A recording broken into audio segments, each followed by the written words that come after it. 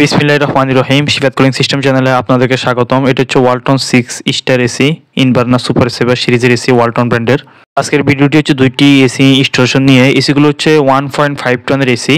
এগুলো হচ্ছে inverter AC, আর এসিগুলোতে হচ্ছে রেফ্রিজারেন্ট হচ্ছে R32 যে রেফ্রিজারেন্ট সেটা হচ্ছে ব্যবহার করা হয়েছে। আসলে আবার হচ্ছে আমরা এসির আউটডোর নিয়ে কথা বলি। এসির আউটডোর ইউনিট হচ্ছে কন্ডেন্সার হিসেবে হচ্ছে মাইক্রো চ্যানেল যে কন্ডেন্সার সেটা হচ্ছে ব্যবহার করা হয়েছে, আর কম্প্রেসর হচ্ছে ইন্টেলিজেন্ট ইনভার্টার যে কম্প্রেসর সেটা হচ্ছে ব্যবহার করা হয়েছে। এই এসিটাতে আপনারা এয়ার প্লাজমা সুবিধা পাবেন এবং হচ্ছে ফার্স্ট ক্লিন যে টেকনোলজি সেই সুবিধাগুলো হচ্ছে এসিটাতে আপনারা পাবেন। তো আমরা সর্বপ্রথম হচ্ছে ইনডোর ইউনিট সেটা হচ্ছে আমরা সেট করে নিব।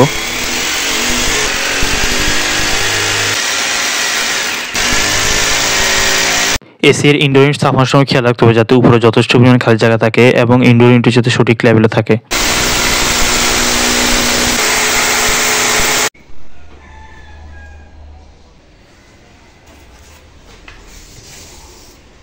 এসির ইনডোর যে ইউনিট সেটা হচ্ছে সেট করার কাজ শেষ। এখন হচ্ছে আমরা আউটডোর যে ইউনিট সেটা হচ্ছে কাজ করবো। আউটডোর ইউনিট স্থাপনের ক্ষেত্রে খেয়াল রাখতে হবে যাতে আউটডোরের সামনে যথেষ্ট পরিমাণ খালি জায়গা থাকে। দেখতে থাকুন ভিডিওটি।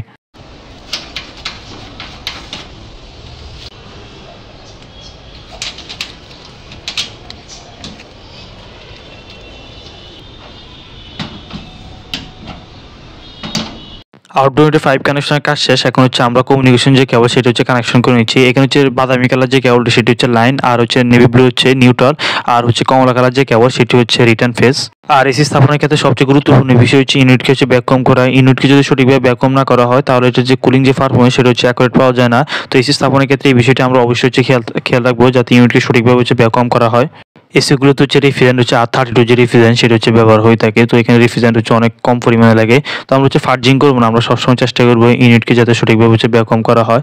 তো আমরা হচ্ছে এই পর্যায়ে হচ্ছে আমাদের হোস পাইপ সেট করে নিচ্ছি, তারপর হচ্ছে আমরা ব্যাককম যে পাম্প সেটা হচ্ছে চালু করে দিব। দেখতে থাকুন ভিডিওটি।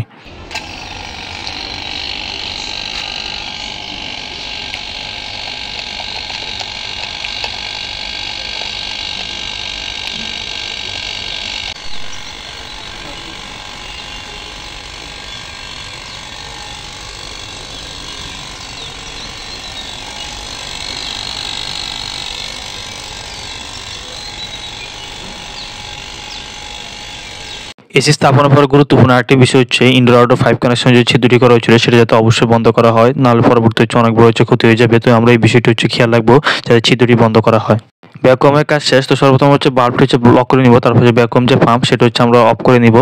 তো অফ করার পর তারপর হচ্ছে আমরা হচ্ছে ইউনিটের যে রেফ্রিজারেন্ট সেটা হচ্ছে আমরা ছেড়ে নিব। তো কিছু রেফ্রিজারেন্ট ছেড়ে আমরা হচ্ছে এখানে লিক টেস্ট করবো। লিক টেস্ট করা অনেক গুরুত্বপূর্ণ একটি বিষয়, নাহলে হচ্ছে পরবর্তী হচ্ছে রেফ্রিজারেন্ট হচ্ছে লস হয়ে যাবে।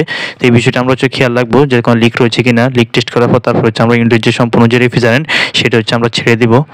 এসির আউটডোর স্থাপনের ক্ষেত্রে সঠিক মানের যে লোহার যে স্ট্যান্ড বা অ্যাঙ্গেল সেটা হচ্ছে নির্বাচন করতে হবে, না হচ্ছে পরবর্তী হচ্ছে দুর্ঘটনা ঘটতে পারে। আর ইনসুলেশনের উপর যাতে অবশ্যই র্যাপিং করা হয় এই বিষয়টি আমরা খেয়াল রাখবো।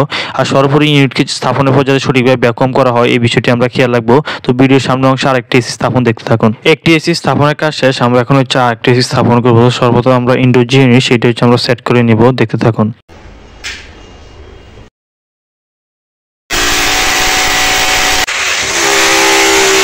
ইনডোর স্থাপনের কাজ শেষ। ইনডোর স্থাপনের ক্ষেত্রে খেয়াল রাখতে হবে উপরে যথেষ্ট পরিমাণ খালি জায়গা থাকে যাতে বাতাস খুব সহজে ইন হতে পারে এবং যাতে পরবর্তী সহজে যাতে ক্লিন করা যায়।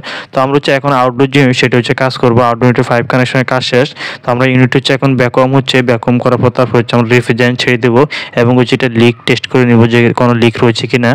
ইনডোর আউটডোর 5 কানেকশন যে দুটি করা হয়েছিল সেটা হচ্ছে আমরা বন্ধ করে নেব। এই ছিল আমাদের আজকের ভিডিও। নতুন নতুন ভিডিও পাওয়ার জন্য আমাদের চ্যানেলটি সাবস্ক্রাইব করে রাখুন। ভিডিওটি শেষ পর্যন্ত দেখার জন্য ধন্যবাদ। আল্লাহ হাফেজ।